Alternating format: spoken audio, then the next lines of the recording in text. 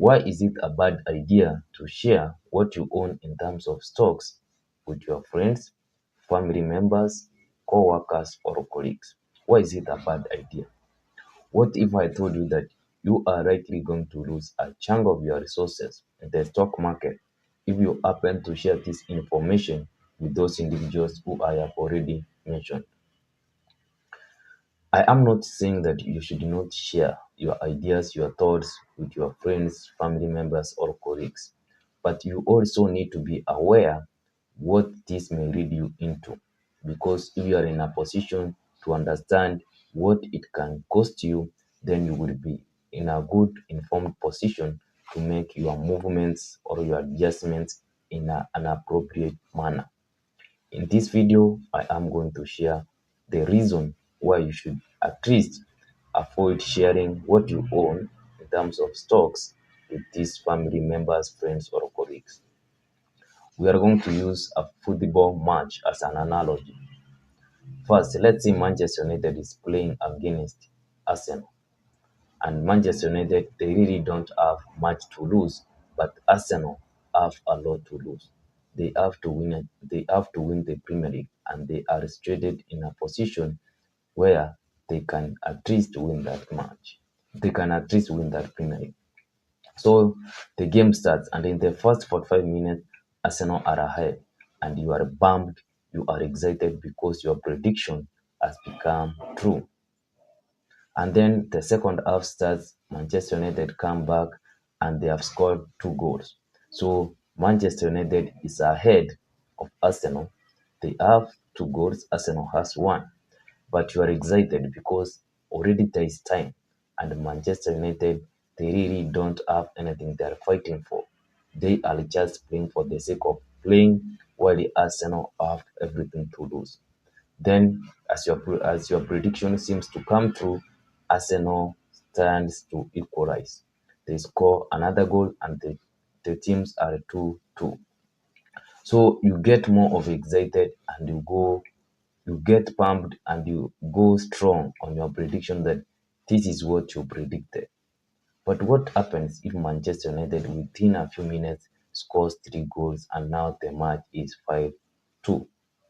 So you are kind of stuck in a dilemma. You don't want to change your decision.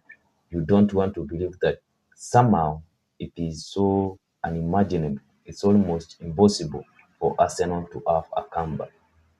And this is what actually happens when it comes to the stock market.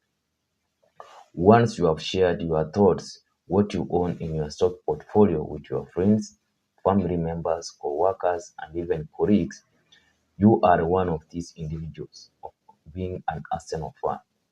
You have decided to bet your life on these selections, the stocks which you have chosen, and you have shared these stocks with your friends, family members, and colleagues.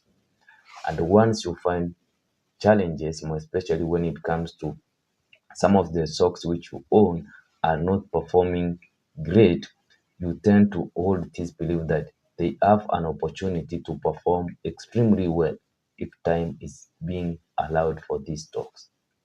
And when those stocks, some of the stocks tends to perform well, tends to come back, you get overexcited and you want to brag to your friends, family members, even colleagues that what you predicted has become true. And this will make you feel good. You have that bragging power to your colleagues because what you predicted, that's actually the importance of the stock market. It's as if you are betting against a vast majority of investors. And when you tend to win against this vast majority of investors, you get overexcited, you share your thoughts and opinions maybe in the golf golf course when you are playing this game, or in the bar when you are drinking, that the stocks which you bought are performing extremely well. But the opposite side is, if these stocks which you bought, they are actually performing so pathetically, you are not in a position to tend to sell those shares in a more, how can I say, in a more efficient manner in order to avoid much losses, because you tend to hold these beliefs that the pain of losing is actually more compared to the pain of gaining. So you really don't want to convince to your friends that the decisions which you made in terms of the stocks which you purchased or which you betted on, they are not performing as well as you expected. So it's a painful experience for you trying to get rid of these stocks compared if they were performing well. If they were performing well, you may go ahead and sell, make some profits, and you have both the bragging rights to share with your friends and colleagues that your predictions have made you a decent amount of money. So that's why it's so crucial, more especially if you are going to share those stocks which you own in your portfolio. Be aware that if some of those stocks are going to have major losses, you may find it so difficult to actually admit to your friends, colleagues, family members that you made a mistake in buying those stocks in the first place. If you are not in a position to recognize this dilemma in the very first beginning, then you are likely going to lose a lot of money because you will tend to hold to this belief that probably they are going to perform well. And if they don't perform well, you will actually continue losing money in the stock market. There's kind of a phrase which I got from, I believe it is Benjamin Graham.